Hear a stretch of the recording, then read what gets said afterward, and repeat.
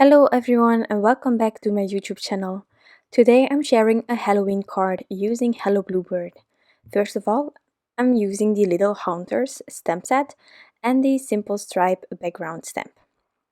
Now, as I said in the previous video, I am going to do some Halloween cards or Halloween inspired cards this year, and I thought that I had purchased just a few stamp sets last year during the year after Halloween just because then they were available.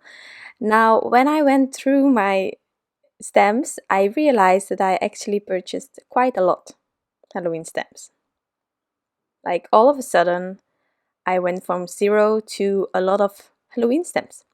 So I'm trying to use all of them at least once this year and then hopefully next year again and again and again.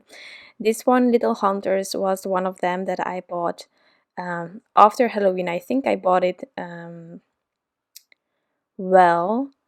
I think in January somewhere that I bought this one and I hadn't used it so far. So today I'm changing that and I decided to do Noline coloring.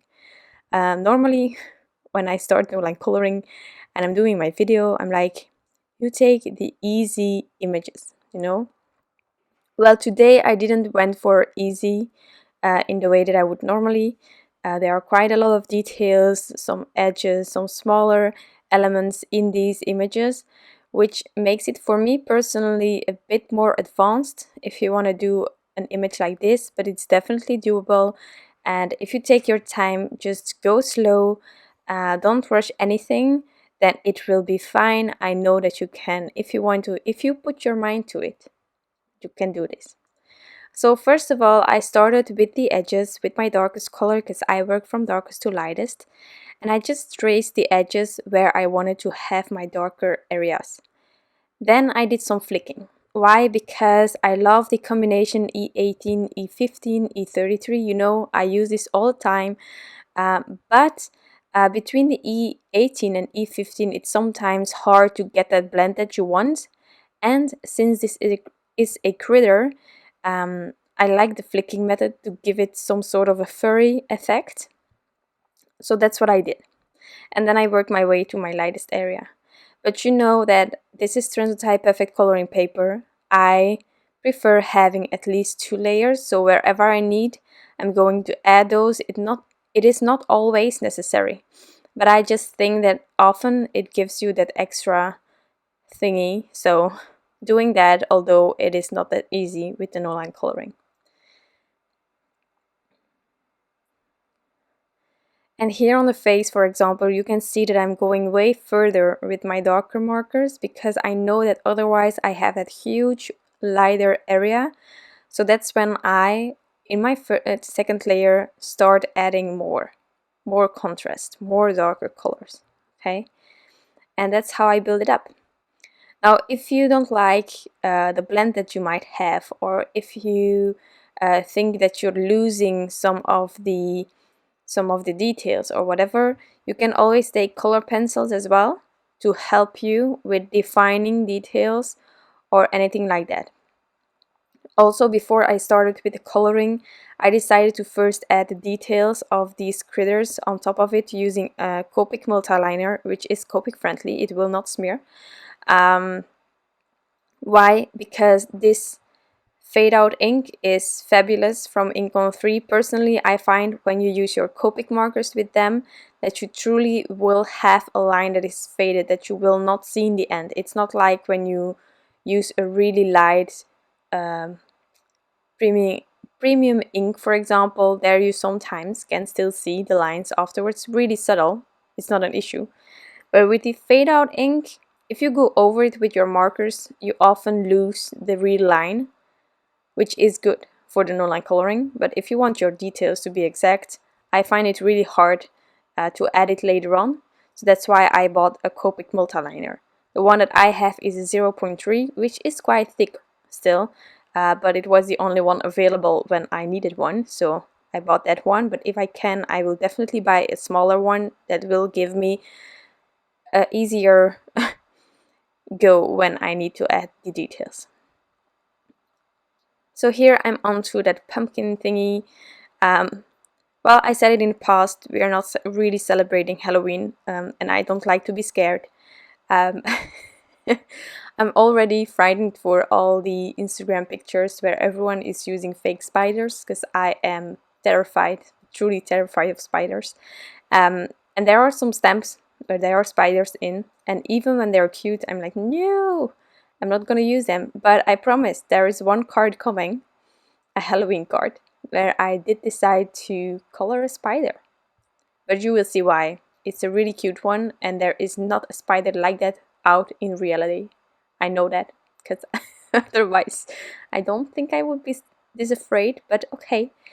That being said, I'm onto the hat, and normally I have this urge to use purples when it comes to Halloween and witches and stuff, but the background is going to be really simple, and I already had the orange, and I didn't know what I was going to do with the background, except that I was going to use a simple stripe background stamp, and just using this warm gray was already a help for me to know that I could use maybe gray on the background, which is always a neutral, will always work.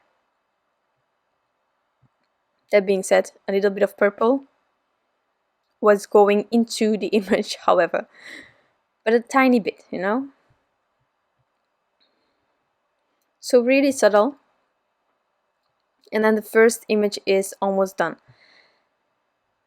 So I know that this went really quickly and stuff. I sped my coloring always up. It's 3.5 times faster than in reality, if you want to have some sort of an idea. I don't know if you would be interested in seeing a full coloring video, or a video where you have real life coloring. I think it would take a lot of time, and I don't know if you would be interested in it. Otherwise, I will think about it. But I think now you can see the coloring. You can always slow it down if you want to. Always, that's an option. But I don't know, since I'm always doing a complete card and not only coloring, I think that might be a lot. That being said, onto the bunny. So I decided to go for a really light color combination on the bunny. Again, using that E33, it's a marker that I cannot miss in almost every brown color combination. I'm using this one, it's crazy. Like you saw me doing with the fox, I'm first tracing just to help myself the edges, and then doing some flicking and working my way towards my lightest color. So actually it's quite repetitive. And I must admit, for the animal itself, or the critter itself, the bunny was the easiest because it's rounded and it has easier lines. However, with the pumpkin and getting enough of the dimension going on with the pumpkin, that was a bit harder. Also, it is the first time that I'm using this color combination, and I must admit I wasn't quite convinced, so I have been already making some other Halloween cards that I will share, not every day after the other, but I will spread it a bit, and there I also colored some pumpkins, with another combination that I prefer more over this one. But it works, this one, and it's really cute and subtle. But you will see, I will have another color combination coming that I prefer more. That being said, I'm just finishing up the bunny itself, and then we will continue with the oranges. So I'm using exactly the same orange combination as I did on the pumpkin basket. I don't know how it's called, but you know what I mean. And so as you can see, there isn't like a huge difference in shadowing, or the colors float a bit more in towards each other. I have 2 oranges, and then I have this quite brownish orange, the 27 here. So I did my best to get some some dimension, some shadows, and also where I need, I am adding more than 2 layers. Again, this paper is really good for that. I first thought I was happy with Nina. There were some color families that I had trouble with blending, and then sometimes I had some bleeding going on. So I get it if you use Nina, because I don't have anything against Nina. But there I truly had the issue when I had to add more than 2 layers that it started bleeding really quickly. And that's not what you want after all the effort. Then this paper was recommended by Sarah. I asked her, the amazing Sarah. I cannot pronounce the whole name on Instagram, but you probably know her. She's incredible and she makes the most stunning backgrounds and stuff. So I asked her what she was using, and then she told me this one. And first it was really getting used to the paper. It's always a process. You need to get used to whatever you're using, even the mediums. Like I'm using Copic Markers, but it was also a struggle in the beginning. And now I feel so calm when I start Copic coloring. That being said, this paper truly allows you to add more layers, and that's what I was going for to talk to you about. And if not, if you're at a certain point getting difficulties with blending, or you have the idea that the ink isn't soaking into the paper, just let it set for a while. Probably you overdone your paper, which is not an issue. It's not going to start bleeding. But just give it some time to dry, or use your heat gun, and then go back to continue with your other layers, and that will really help you. I had it in the past, I think a few times, not a lot because I often have enough with just 2 layers, but that definitely can help you. Okay, so here, as you can see, I'm trying to add some more dimension, going back and forth, and I actually really like the end result. No doubt about that. I think it's again one of those cards. I don't know, it's when I use Hello Bluebird stems. Most of the time I think, wow, that's not going anywhere. So maybe it's fortunate that we are not celebrating Halloween, so I do not have to send my Halloween cards. I don't know.